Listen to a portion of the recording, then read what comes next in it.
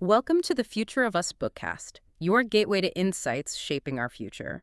Today, we're exploring a really crucial book, one that kind of gives us a new lens for looking at, well, probably the biggest geopolitical contest going on right now.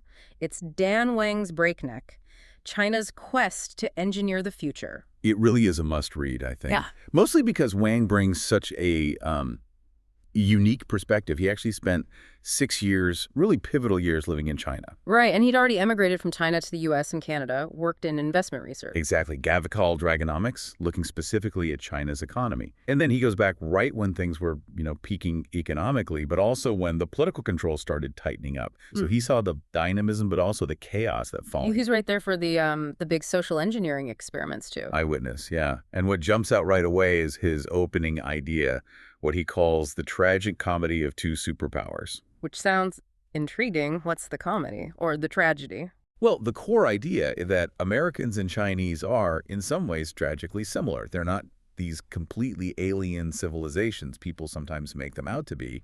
And maybe the comedy is how they keep sort of bumping into each other because of those similarities. Okay, so what are these shared traits then? He lists quite a few. A deep materialism, for one. A real pragmatism, that get-it-done attitude you see in both places. Both cultures tend to really venerate successful entrepreneurs, right? Think Musk, think Jack Ma, well before. Hmm. And crucially, this shared appreciation for what he calls the technological sublime, that sense of awe you get from massive, ambitious engineering projects. Think the Hoover Dam, think the Three Gorges Dam. That's a great point. It kind of cuts across political lines, doesn't it? This belief in national power and engineering our way out of problems. Absolutely. But to really get the intensity on the Chinese side, Yeah. Wang sets the scene in Beijing. Right. The capital. How does he describe it? He calls it riveting, but also, maybe revealingly, a no-fun zone. It's the capital of gravity, he says. Built on this monumental scale, perfect for military parades. But those huge roads kind of swallow everyday life. It embodies the party, the central government. There's a feeling there. An atmosphere. Yeah, he describes this palpable sense of, intense political paranoia. And this almost life-or-death drive for national greatness, whatever the cost. And living there, he saw the contradictions firsthand. Huge contradictions. You had this amazing sustained rise in living standards. People could feel things getting better. But right alongside that, you had this really suffocating authoritarian grip tightening. We often think of, entrepreneurs versus the state. But he saw them coexisting. Very much so. Powerful, smart entrepreneurs doing amazing things, but always operating alongside this incredibly strong, fast-moving state. A state that, as Wang puts it, moves fast and breaks things, moves fast and breaks people. That phrase breaks people. That hits hard. It's stark, isn't it? And it leads to the core conflict he draws out. On one side, the U.S., with its virtues of, pluralism, protecting individuals, robust debate, even if it's messy. And on the other, China, the engineering state, showing the upsides and the very real dangers of just moving incredibly fast to build things, to change the physical landscape. that distinction, engineering state versus, well, what's the U.S. then? That leads us straight into Chapter 1, engineers versus lawyers. Exactly. This is his foundational argument about their, let's call it, political DNA. He argues the U.S. operates essentially as a government of the lawyers, by the lawyers, and for the lawyers. Focused on process, rules, precedent. Right. Whereas China functions as an engineering state, totally geared towards outcomes, physical results, getting things built. And the U.S. side, I mean, the numbers kind of bear that out, don't they? They really do. He points out, 5 of the last 10 presidents went to law school. About half of Congress has law degrees. Lawyers, by training, are generalists. Their tools are litigation, regulation, and also those tools are used to slow things down, to stop things. And that became more pronounced at some point. Yeah, he pinpoints a shift around the 1960s. There were legitimate concerns, environmental damage, corporate overreach. But the reaction, especially among legal elites, shifted the goalposts. How so? Well, there's this really telling quote Wang uses. The mission became to stop as many things as possible. It wasn't just about regulating anymore. It became about preventing action through endless procedure and lawsuits. And China's system, the contract. Driven by engineers, by technocrats, the whole political machinery is set up to deliver big, monumental projects quickly. The high-speed rail example he uses is it's almost painful to read as an American. Yeah, really lays it bare. Okay, 2008, both places are thinking about major high-speed rail. China starts the Beijing-Shanghai line. That's Yeah. about 800 miles. They opened it in 2011. 3 years. Cost $36 billion. And in its first decade, it carried, wait for it, 1.35 billion passengers. Okay. Now, California, San Francisco to LA, also about 800 miles. Right. Proposition passed, when was it? 17 years ago now. And how much is built? A tiny fraction. The latest cost estimate, $128 billion. And the delays aren't even really about engineering challenges, are they? Not fundamentally, no. It's pure procedural paralysis. Politicians demanding extra stops, making the route incredibly convoluted to serve local interests, endless environmental impact studies and lawsuits. It's the lawyerly society in action. And the book has this killer detail. Oh, the margin of error thing. Yeah. The estimated time frame for maybe opening just a partial leg of the California line is sometime between 2030 and 2033. So a 3-year window. Right. And that 3-year margin of error Yeah. is roughly the entire time it took China to plan, build, and open the whole 800-mile Beijing-Shanghai line. It's just staggering. A measure of American stasis, as he calls it. And this dominance of procedure, Wang argues, creates a couple of, well, pathologies in the U.S. system. Okay, like what? First, it elevates process over outcomes. He cites this law professor, Nicholas Bagley, who talks about the procedure fetish. Agencies get so bogged down trying to conduct every single study, consult every possible stakeholder, just to avoid getting sued. That nothing actually gets built or fixed. Pretty much. You end up with decaying infrastructure, bridges that need repair, transit systems falling apart, Yeah. because the process of doing anything is just too cumbersome. It's why Wang uses that great line. While engineers envision bridges, lawyers envision procedures. Procedures instead of bridges. Got it. And the second pathology. It leads to an ineffective state, what Wang calls a low-agency society. When you as a citizen experience constant delays, your commute is awful because transit is crumbling. You struggle to apply for basic benefits like SMP. Getting a permit for a simple home renovation takes years. You start to feel like the state just doesn't have the agency to get things done. And that hits ordinary people hardest, right? Disproportionately hurts the poor, absolutely. The system ends up designed for obstruction, not for delivery. But, okay, we need to be careful not to just glorify the engineering state either. Wang is clear about the downsides there too, right? Oh, absolutely. Yeah. He emphasizes that the breakneck speed, it breaks things, and it breaks people. China's system has generated its own set of monumental problems. Right. Massive, massive debt loads from all that building. Yeah. The demographic catastrophe, the one-child policy, which we'll get to. Yeah. And the way the state sometimes lashes out, like the recent shock tactics against tech entrepreneurs. Wiping out $1 trillion in value from companies like Didi and Ant Financial, that's not just regulation. No, that's shock therapy. It's Yeah. using immense power in a really blunt, destructive way. So yeah, the American lawyers might block progress, but the Chinese engineers can create massive debt and trauma. It's a difficult trade-off. Which really brings home that quote he includes from the Chinese perspective. The little pinks, the online nationalists. Yeah, look at those Americans. Their only skill is blocking themselves, which they're now doing to us. Now, Wang pushes back on their broader claims about U.S. decline, but But on the specific point of building things, he kind of concedes they have a point. The U.S. system often seems expertly designed for self-sabotage when it comes to major construction projects. it's quite a perspective shift. But he doesn't end the chapter on a totally pessimistic note. No, he offers a bit of hope, actually. He suggests both countries are still capable of changing course.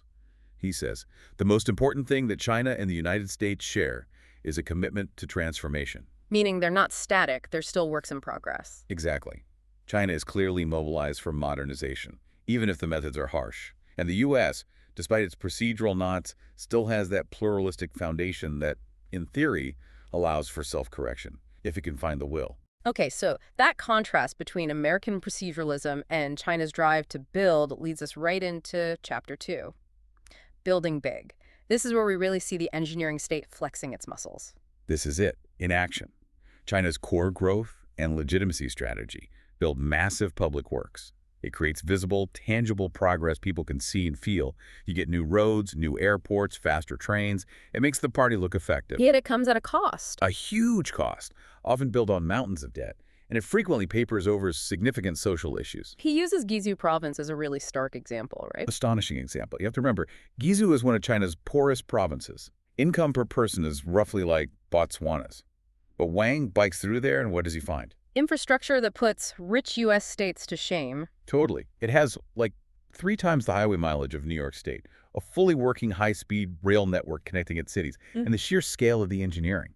He mentions that Guizhou has built 45 of the world's 100 highest bridges. 45 of the top 100 in one poor province. It's incredible. It's not just building, it's like geological assertion reshaping the landscape. Yeah. They have 11 airports, thousands of miles of expressways, huge data centers, trying to make Guiyang a big data valley. And it's not just infrastructure, right? There was that guitar example. Oh yeah, Zhangyan County. Yeah. He stumbles upon this place that calls itself the guitar capital of the world.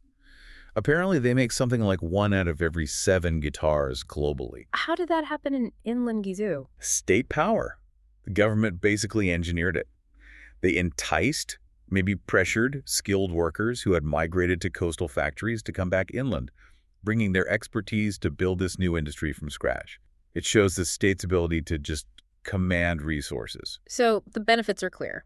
Stimulus, urbanization, a base for manufacturing. Definitely. China essentially compressed a century of American-style infrastructure building into maybe 2 or 3 decades.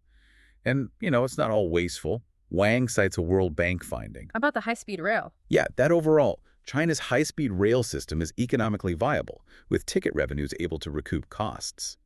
So despite early criticism that it was just a vanity project, it does seem to provide real economic and social benefits, like reducing congestion elsewhere. But the costs. The debt is astronomical, particularly in places like Guizhou, and the incentives for local officials seem warped. Completely warped. The story of Li Ziyong, the former party boss in Liupanshui City, is textbook. What did he do? Authorized something like 21 billion with a B on what Wang calls vanity projects. We're talking fake European town squares, a massive, ultimately failed ski resort in a region not known for snow. Why? Just to look good. Pretty much. It was all about hitting GDP growth targets, building visible things to impress his superiors and get promoted up the party ladder. The actual viability or need for these projects was secondary. And his justification was? Chillingly simple. When caught, he basically said, it was the nation's money, not mine. It perfectly captures the incentive structure. Use state funds, hit the metrics, get promoted. Worry about the debt later, or leave it for your successor. This ties into the whole ideology, right? Socialism with Chinese characteristics. Exactly. Deng Xiaoping famously redefined socialism for China. It wasn't primarily about redistribution or welfare in the Western sense. It was about the state's ability to concentrate resources to accomplish great tasks. Like the Manhattan Project or Apollo in the U.S.? That's the model they often invoke. So the state prioritizes production, investment, building stuff, over consumption or social safety nets. China's social spending is quite low, around 10% of GDP. Rich countries are more like 20, 30%. And the rationale is almost conservative. Very much so. There's a genuine worry among the leadership, Wang notes, that too much welfare could make people lazy. Which leads to that amazing comparison he makes. Oh, the Reagan line. Yeah. Worrying that welfare could make the people lazy is one of those instances when a Communist Party leader sounds like Ronald Reagan. It's witty, but you raised a good point earlier. Does it miss the context? Well, yeah. Reagan's approach existed alongside, strong civil society, charities, things the Chinese state actively suppresses while also keeping social spending low. It feels different. That's a very important distinction. The Chinese state wants control over those social functions, but isn't necessarily eager to fund them generously. The focus remains on the hard targets. Look at the latest 5-year plan. It's all about interstellar research, next-gen power lines, massive water diversion projects.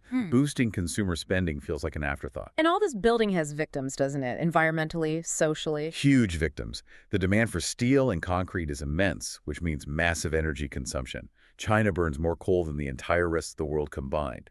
Their attempts at environmental engineering, like giant dams, are often scientifically questionable and displace millions like the 1.5 million people moved for the Three Gorges Dam. And sometimes the quality just isn't there. The tofu houses? Yeah, the rush to build can lead to cutting corners. The collapsed school buildings in the 2008 Sichuan earthquake were a devastating example. Shoddy construction, tragically nicknamed tofu dregs construction because speed and cost trumped safety. So from concrete and steel, let's shift to silicon and software. Chapter 3, Tech Power. How does China's tech rise really work, according to Wang? This chapter is really interesting because it challenges common assumptions. He argues China's tech power isn't just about copying or state subsidies or even just brilliant engineers having ideas. The real engine is something he calls process knowledge. Process knowledge, what exactly is that? It's the tacit knowledge, the skills, the know-how that's embedded not in blueprints or machines, but in the people, the massive, skilled, incredibly flexible manufacturing workforce, and the dense ecosystems they operate in. Shenzhen is the prime example. Ah, Shenzhen. The fishing village turned tech megacity. Exactly. From basically nothing in 1980 when it became a special economic zone, through toys and clothes in the 80s, electronics assembly in the 2000s, to becoming the absolute epicenter of manufacturing for things like the iPhone, starting around 2007. The iPhone was key, wasn't it? Wang calls it the crowning success. American design brilliance meeting China's unparalleled workforce. It made Apple a trillion-dollar company, but it also massively upgraded China's capabilities. So back to process knowledge. How does he break that down? He says, think of technology as having three parts. One, the tools, the hardware. Two, the explicit instructions, like blueprints or recipes. But the third, and maybe most crucial part, is process knowledge. Know-how. The know-how. He uses the analogy of giving a detailed recipe to someone who's never cooked. They have the blueprint, but they'll probably still make a mess, right? Yeah, definitely. Process knowledge is that skill you only get through practice, through collaboration, through repetition within a community. It's hard to measure, hard to transfer. It lives in the workers' heads and hands and in the relationships between suppliers. And Shenzhen just has this on an unbelievable scale. Unbelievable. Think about Foxconn, Apple's main assembler, employing nearly 1 million people at its peak. Wang recounts this story, possibly apocryphal but illustrative, where Apple needed like 9,000 industrial engineers immediately to fix an iPhone production issue. And in China. They supposedly hired them within 2 weeks. The same task in the U.S., the estimate was it would take 9 months. Oh. It leads to that famous quote from Tim Cook. In the U.S., you could have a meeting of tooling engineers, and I'm not sure we could fill the room. In China, you could fill multiple football fields. That captures the sheer scale difference in skilled technical labor. And it's not just scale, it's flexibility, too. Huge flexibility. The density of factories means if a design changes slightly, if you suddenly need a different kind of screw or sensor, there's probably a supplier practically next door who can make you thousands overnight. The whole ecosystem can pivot incredibly fast. And this created unexpected spin-offs, the peace dividends. Yeah, the peace dividends of the smartphone wars. Because companies like Apple poured so much money into building up the supply chain for smartphones, the cost of components like sensors, cameras, processors plummeted. Which meant Suddenly, entrepreneurs and engineers could tinker.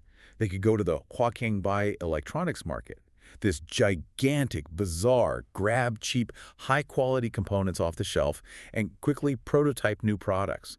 Drones, hoverboards, all sorts of gadgets emerged from this fertile ground. And over time, China wasn't just assembling things, it was making the valuable parts, too. Exactly. They climbed the value chain. Wang notes that for the original iPhone in 2007, China's contribution to the final value was maybe 4%, mostly just labor. By the iPhone X in 2017, it was up to 25%.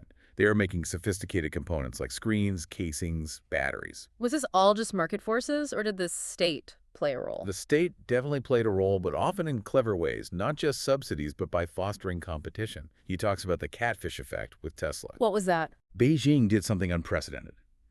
They allowed Tesla to build its Shanghai factory with 100% foreign ownership.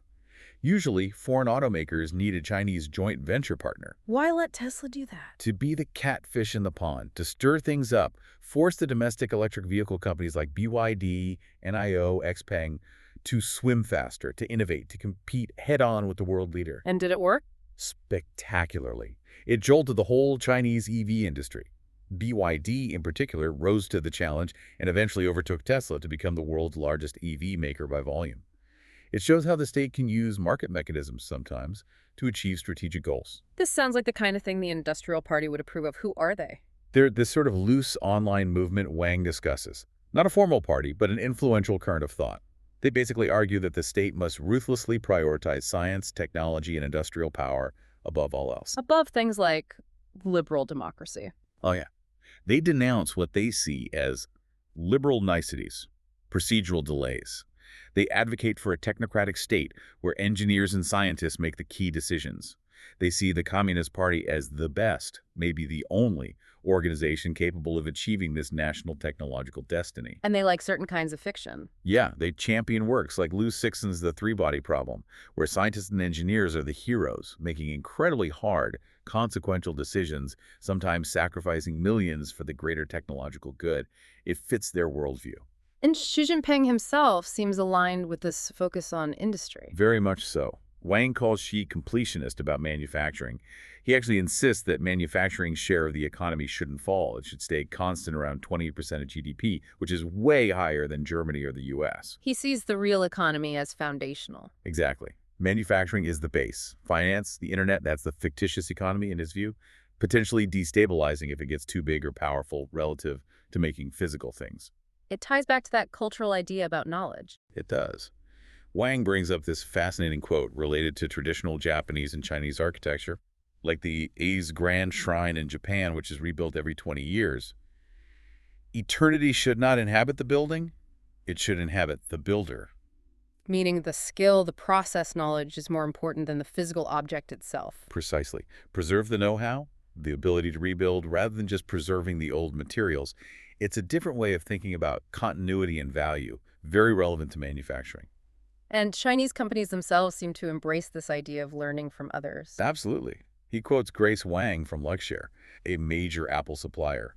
She used this lovely phrase to explain why they partner with giants like Apple. Flying with phoenixes will nurture outstanding birds. It's an open admission. We partner with the best to learn from them, absorb their process knowledge, and become strong ourselves. That agility, that focus on just getting things done came through during the pandemic, too. Massively. Remember how quickly China ramped up mask production? Wang quotes an executive explaining why Chinese firms pivoted so fast. Yeah. Chinese companies decided that making money is their core competence. Therefore, they go and make masks, or whatever else the market needs. Compared to Western companies worried about sticking to their knitting. Yeah, American firms were often hesitant, worrying if making masks fit their core competence or brand strategy. The Chinese firms, backed by the state, just saw a need and sold it, making money in the process. It shows that relentless pragmatism. But this engineering mindset, when applied to society, can have truly devastating consequences. Which brings us to Chapter 4, One Child. Yeah, this chapter it's a tough read. A massive social engineering project with horrific results. Horrific is the right word. The book details how it led to a demographic crisis that China is only now fully confronting. The population started shrinking in 2023. Projections are grim, maybe having to 700 million people by 2100. The fertility rate is down to 1.0, maybe even lower. Far below the replacement rate of 2.1. China's getting old before it got truly rich. That's the core problem.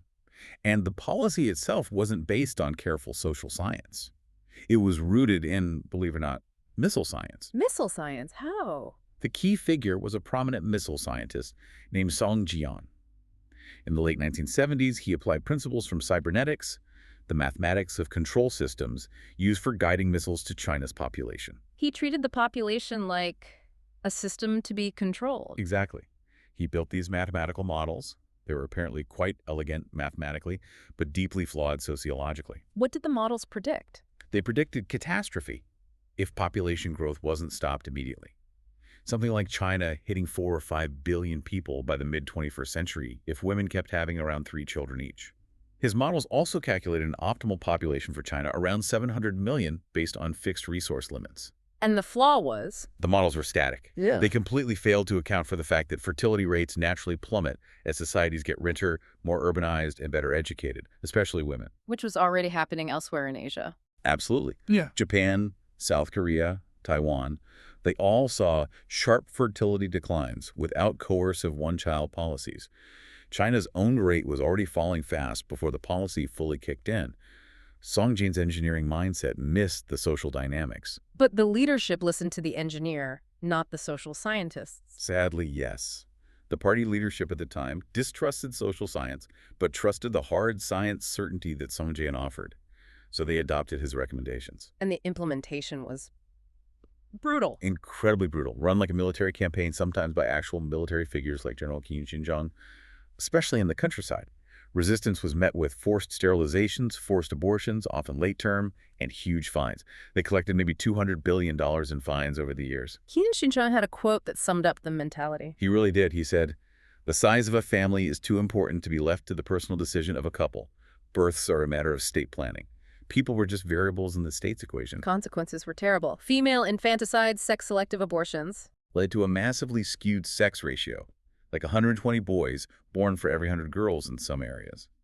And the illegal children, the ones born outside the plan, often became non-persons, denied registration, schooling, healthcare, a huge hidden population. And the ultimate irony is, it might not even have been necessary. That's the heartbreaking part. China's fertility rate had already dropped from around 6.0 children per woman in 1970 to about 2.7 by 1980, before the one-child policy was strictly enforced nationwide. This was due to earlier, less coercive family planning programs plus economic development. So the policy caused immense suffering for a demographic decline that was likely happening anyway. Largely, yes, it certainly accelerated it, but at an unacceptable human cost. It's why demographers, looking back in 2015, wrote that, quote, future generations will likely look back at China's one-child policy with bewilderment and disbelief. Given China's traditional focus on family, it's just staggering. And now the state is trying to reverse course, but it's not working. Not really. They phased it out slowly. Two-child policy in 2015, three-child in 2021. Partly bureaucratic inertia, Wang suggests 500,000 people had jobs enforcing the old policy. But mostly, the social and economic factors driving low fertility are now deeply entrenched. And Xi Jinping is actively pushing for more births now. Oh yeah. He's giving speeches, telling women to build families, focusing on their domestic roles. The state even broke with precedent by having no women in the top leadership body, the Politburo Standing Committee, seemingly to send a message. The Economist had that blunt headline after one of his speeches. China wants women to stay home and bear children. But the state can't force people to have kids. Exactly. They had the tools, however brutal, to prevent births. They don't seem to have effective tools to encourage them. Young people face high living costs, intense work pressure, changing social norms. Simply telling them to have more babies isn't working. That history of top-down social engineering really sets the context for the most recent example, doesn't it? Chapter 5, Zero COVID. Absolutely. Zero COVID was, in many ways, the ultimate expression of the engineering state's logic applied to society, a 3-year nationwide experiment in control. Wang describes it as having 3 acts. Yeah, kind of like a play. Act 1. Fury and trauma, the initial shock in Wuhan. Act 2, pride and triumphalism, when China seemed to have conquered the virus while the West floundered.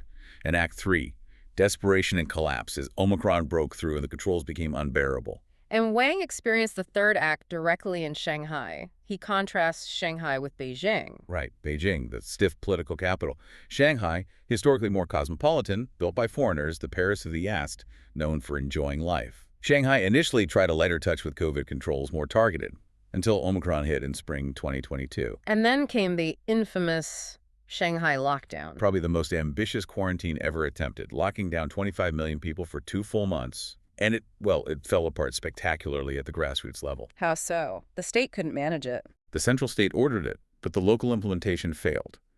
Government food deliveries were chaotic and insufficient.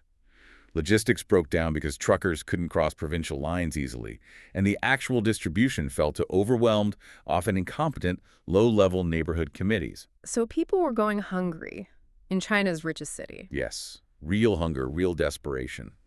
People had to self-organize in huge WeChat groups to do bulk buys directly from suppliers. They were setting multiple alarms overnight just to compete for scarce delivery slots on apps. Wang mentions the dark humor people joking they'd finally achieved common prosperity because everyone, rich or poor, was equally desperate for food. And the testing itself became a problem. Ironically, yes. Daily mandatory PCR testing meant everyone had to troop downstairs, crowd into elevators and testing areas, which likely became major transmission vectors for the highly contagious Omicron variant. The control measures spread the disease. What was the psychology like? The feeling of being controlled? Intense. He describes authorities using drones with loudspeakers to yell at people on their balconies.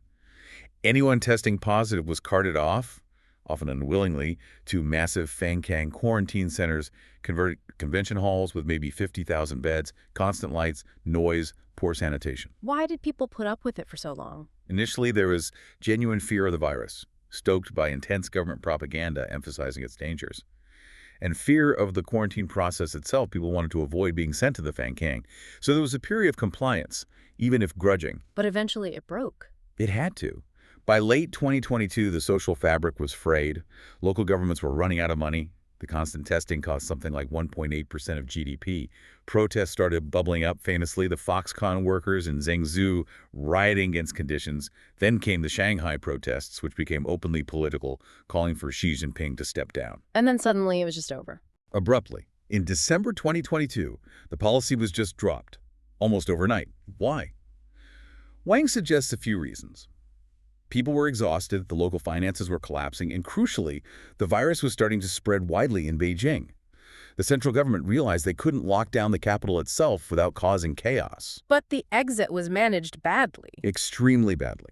No real preparation, no last-minute push to vaccinate the vulnerable elderly, no warning to hospitals or doctors, and the propaganda did a complete 180, almost Orwellian style. One day the virus was a deadly enemy, the next day it was basically the flu, and everyone was responsible for their own health. It was whiplash. Wang uses an early anecdote to capture the initial fear. Yeah, from Wuhan in early 2020, that heartbreaking image. The one who carried their mother on their back while searching everywhere for treatment, walking for 3 hours. That kind of desperation fueled the initial acceptance of controls. But the lockdown itself created its own trauma, especially for the elite. Deep trauma. He talks about the humiliation felt by people, like truckers stuck for days, unable to deliver food, feeling like, quote, an animal in captivity. And for Shanghai's cosmopolitan middle and upper classes, who maybe thought they were somewhat insulated, having the full force of state coercion turned directly on them caused a real crisis of faith. It left scars. Definitely. Wang quotes someone saying about the lingering anger and trauma among Shanghai elites. But when people get really drunk, it's still something that people get worked up about. It's a wound that hasn't healed. Which leads logically to the next chapter, Chapter 6, Fortress China, and this idea of people wanting out. Exactly. The erratic, intense controls culminating in zero COVID, but also the earlier tech crackdowns spurred this phenomenon the book calls run. Run. What does that mean? It literally means to moisten, but it became internet slang, a clever homophone for the English word run. It signifies this widespread desire among certain groups to just leave China entirely, to flee. Who is leaving or wanting to leave? It's a mix. Young, creative types, journalists, artists, people in tech who feel the political space shrinking. One person tells Wang, China feels like a space in which the ceiling keeps getting lower. They feel suffocated. And it's not just creatives. No, also wealthy families, entrepreneurs taking their money and moving abroad. You see surges in Chinese millionaires getting visas for places like the US, Canada, Singapore, and even, tragically, desperate working-class migrants taking incredibly dangerous routes, like through the Darien Gap jungle trying to reach the US southern border. Where are they going? The ones who can choose. Wang notes different destinations attract different types. Singapore for the ambitious, the entrepreneurs. Japan for the wealthy, seeking stability and maybe a familiar culture. And Thailand, interestingly, for the slackers, the free spirits, people just wanting to escape the pressure and find the fun that felt lost in China. This is happening alongside Xi's political clampdown. The tech crackdown was huge. Massive. The regulatory storm against giants like Ant Financial, Didi, the online education sector, it wiped out over $1 trillion in market value, almost overnight. Why do it so brutally? Wang argues it was partly about crushing independent power centers that might challenge the party, but also about forcibly reorienting the economy away from consumer tech and finance towards industries. The state prioritizes semiconductors, AI, advanced manufacturing, the harder tech. He calls this Xi's 60% correct problem, right? Yeah, it's a really insightful framing. The underlying goal may be curbing the excesses of big tech, maybe boosting strategic industries might be, let's say, 60% reasonable in principle. But the way Xi implements it with such brute force and political control often makes the situation worse. It traumatizes entire industries, scares off investors, deepens economic slowdowns, like the prolonged property crisis. The method undermines the goal, and the demand for political loyalty is absolute. Totally. You see it in the kind of forced public apologies executives have to make. Wang includes the example of Zhang Yiming, the founder of ByteDance, TikTok's parent company, basically groveling. Our product has been incommensurate with socialist core values. I am responsible because I failed to live up to the guidance and expectations supervisory organs have demanded. It's pure political discipline. Yet despite all this, the run exodus, the economic headwinds, the political fear, Wang argues China's core strength remains. He does. He says something like, the top 5% is doing superbly well, meaning that core manufacturing and technological capability built on that deep process knowledge we talked about is still incredibly strong and advancing. Dominating clean tech, for instance. Yeah, solar panels, batteries, electric vehicles, also areas like drones, robotics, high-speed rail components. That part of the economy, the part the state truly prioritizes, is still formidable. And this feeds into a broader Fortress China mentality, a drive for self-sufficiency. Very much so. Especially after seeing how dependent Russia became on the West and facing U.S. tech restrictions. There's a huge push for self-reliance. In food security, for example, provincial governors are now judged on hitting targets for rice and wheat production. Mayors have to ensure local food markets are well stocked, even reportedly demolishing golf courses to reclaim farmland. And stockpiling. Yes. Unlike the typical Western corporate mantra of inventory is evil, just-in-time supply chains, China tends to maintain larger stockpiles of critical goods and maintains more manufacturing capacity, even if it's not always efficient. This increases resilience in a crisis, as seen during the pandemic. What about innovation? The old line is that autocratic states can't truly innovate because they lack free speech. Wang challenges that. He pushes back strongly. He argues historically that's just not true.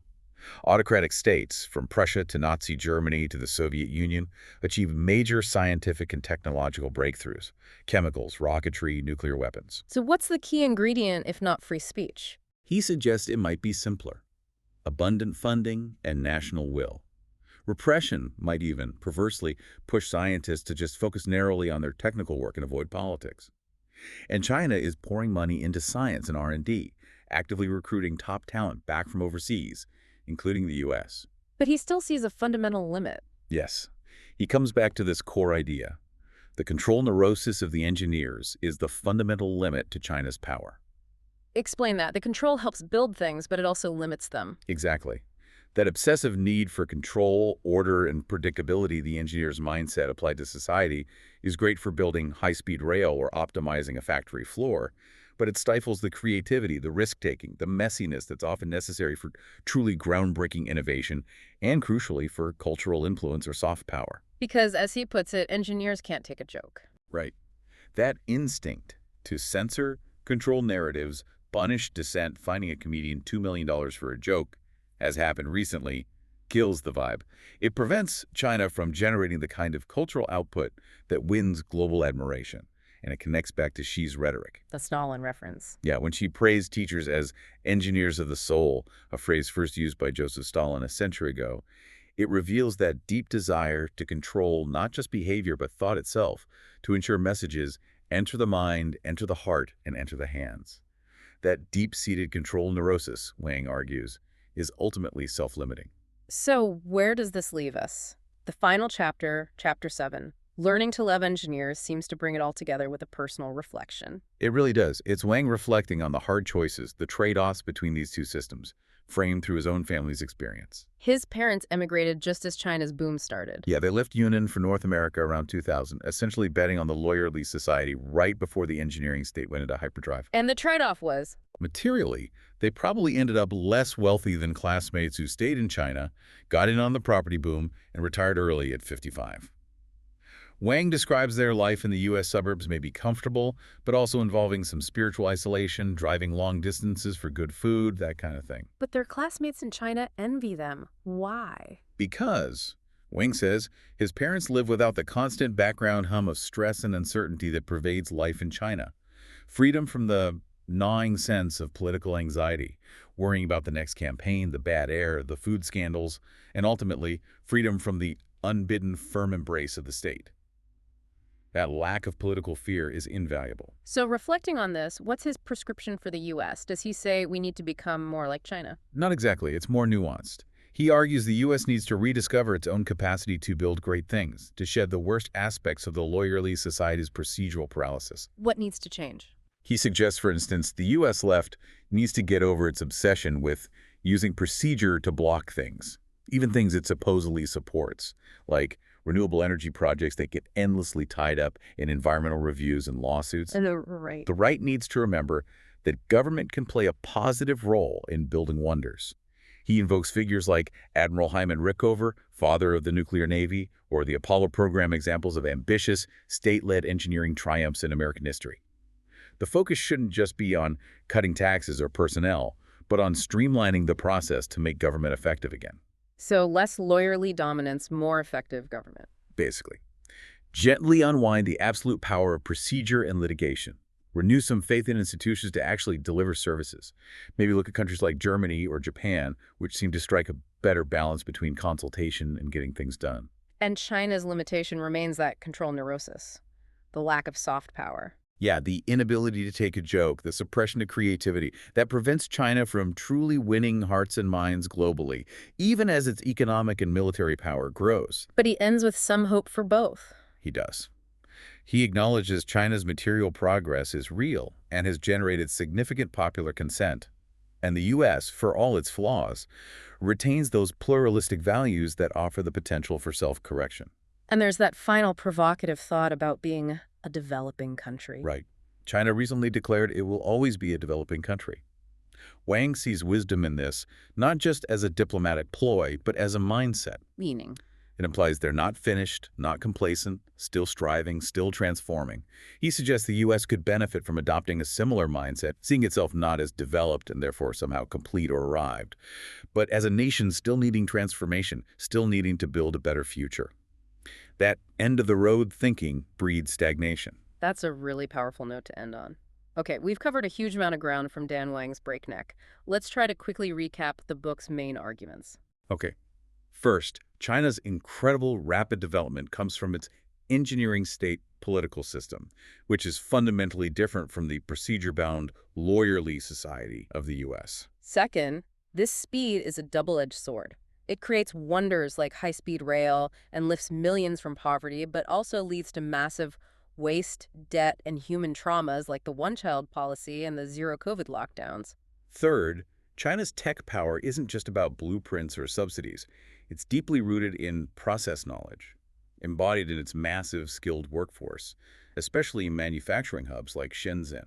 Fourth, the Achilles heel of the engineering state is its inherent control neurosis, which stifles creativity, drives talent away, the Ren phenomenon, and limits China's global influence. And finally, the U.S. needs to break free from its own procedural gridlock and relearn how to build big, ambitious things effectively that wants to compete and meet its citizens' needs in this century. Great summary, and maybe distill that down into a few key takeaways for listeners. Okay, first, American proceduralism isn't just annoying. It has real costs, huge delays, ballooning budgets for infrastructure, think California HSR, often benefiting wealthy litigants while hurting everyone else through decaying public services.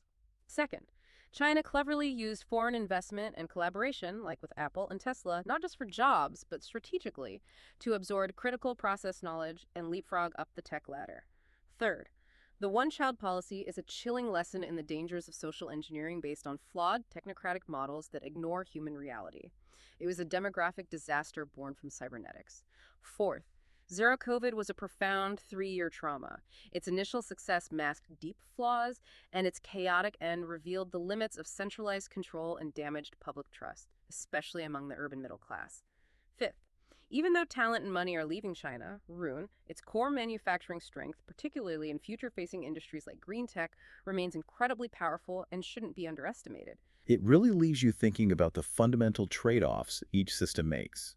Speed versus deliberation, control versus freedom, outcomes versus process. And neither seems to have found the perfect balance yet. Absolutely. Both seem locked in this state of transformation, grappling with their own internal contradictions. The question is, who can adapt better? Thanks for tuning in to the Future of Us Bookcast. We hope you found inspiration in these ideas. Don't forget to subscribe and share together. We're co-creating the world of tomorrow.